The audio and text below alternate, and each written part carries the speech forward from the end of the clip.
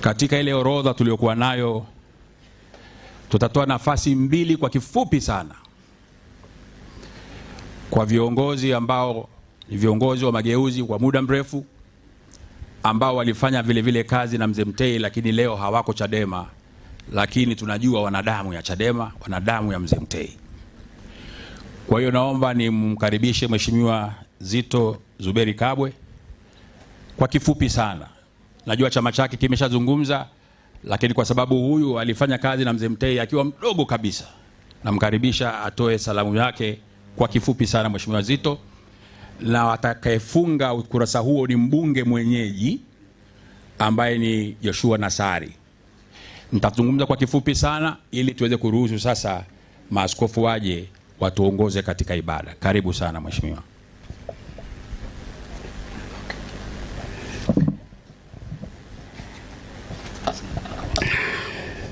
Mimi naomba niwarudishe mwaka 1978 mwezi Disemba 79. Halafu wewe uwe ni waziri wa fedha. Umepeleka wageni kwa rais. Rais mwenyewe ni Julius Nyerere. Halafu rais hawataki wageni wako. Ila wewe unaona kwamba ni wageni muhimu sana kwa ajili ya uchumi wa nchi wakati huo. Unajua hali ya nchi ilivyo mbaya kwa sababu umekuwa katibu mkuu wa Jumuiya ya Afrika Mashariki na umekuwa waziri wa fedha. Na rais anakataa, rais ana hasira, wewe una hasira, unarudi ofisini kwako. Waziri mwenzio anakuomba kwamba unaitwa kwa rais kwa ajili ya jambo lingine. Kuna shamba linatakiwa linunuliwe na lazima mlipe fedha taslimu mara moja.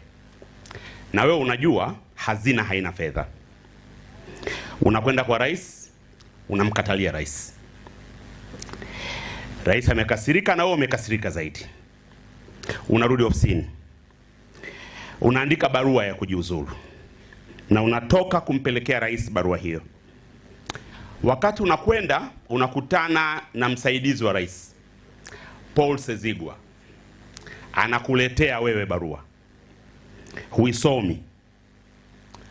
Unaiweka pembeni. Unakwenda kwa rais. Halafu unampa rais barua yako. Rais anakuuliza, barua yangu umepata? Unasema ndiyo, lakini sijaisoma.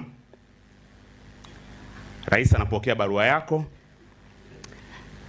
anakubali kujiuzuru kwako. Huyu ndio Edwin Mtei. Na hiyo ndio Tanzania ya ukomavu, yani maturity, ambao taifa letu lilikuwa limefikia miaka 20 tu baada ya uhuru. Kwamba mnaweza kupishana mawazo bila kuwekeana chuki na mkaendelea kuheshimiana. Ni ukomavu huu ambao uliweka taifa pamoja. Na ukomavu huu ambao sasa miaka 60 baada ya uhuru una mashaka haupo. Na taifa linakuwa kwenye mtanziko. Na huu ndio msingi pia ambao Mzee Mtei aliujenga hata alipoanzisha Chadema. Kwamba zifanywe siasa kwa kupingana bila kupigana. Bila kujenga chuki, na unaona mawazo yake kwenye kitabu chake ambacho Mzee Mgoya amekieleza hapa. Leo tunamwaga Gavana Mtei. Anaenda kuungana na Nyerere. Anaenda kuonana na rafiki zake kina Bob Makani, Victor Kimesera, Brown Dolelupi, Mama Mary Kabigi na wenzake wengi. Maisha ya Edwin Mtei ni duara lililokamilika. Full life. Hakika tunapaswa kusherehekea kama ambavyo wengi wamesema. Lakini pia tunapaswa kuyatafakari mapito yake. Gavana mwanzilishi wa Benki Kuu, ambaye kwa hakika neno gavana lilimaanisha Mtei. Mwalimu Nyerere aliendelea kumuita Mtei gavana muda wote, licha ya kwamba nchi ilipata magavana wengine, Nyirabu, Rutihinda, Idris Rashid, Daud Balali, Profesa Ndulu na wengine ambao wako paka sasa kina Tutuba. Sina hakika kama tuna alama yoyote Benki Kuu ambayo inamhusisha mwanzilishi wa benki hiyo. Na kama jibu ni hapana, nadhani huu ni wakati mwafaka wa serikali kutazama namna gani ya kumwenzi, kwa sababu huwezi kutaja benki kuu bila kumtaja Edwin Mtei. Kwa wanasiasa na viongozi wa sasa, kuna mafunzo makubwa katika maisha ya Mtei. Sisemi kuwa tuwe kama walivyokuwa wao, na kama alivyosema waziri mkuu wa sasa wa Canada na gavana wa zamani wa Canada na Uingereza, ndugu Carney, nostalgia is not a strategy. Ninaamini tutajifunza mengi, na mzee Mtei ametufunza mengi. Sisi ambao tumepita katika mikono yake ni familia, fanya kazi na kina Mashinda, wajukuu wake.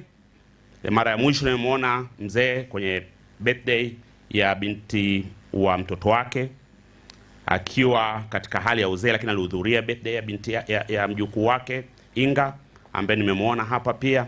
Naamini kabisa kwamba sote kwa pamoja hatuendi kumsitiri tu mzee Mtei.